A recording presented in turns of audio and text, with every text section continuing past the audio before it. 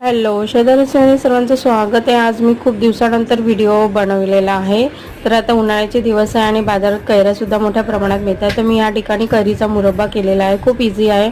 प्रथम मी कैरीची साल काढून कैरी खिसून घेतली, नंतर दुसऱ्या साईडला कढई ठेवली, त्यामध्ये तेल टाकले, नंतर त्यामध्ये मोहरी, जिरा आणि मेथीदाणे टाकले, नंतर दालचिनी, मिरे, लवंग आणि बडीशोप आणि वेलची टाकली मसालावाली, आणि ते छान मिक्स करून घेतलं आणि त्यामध्ये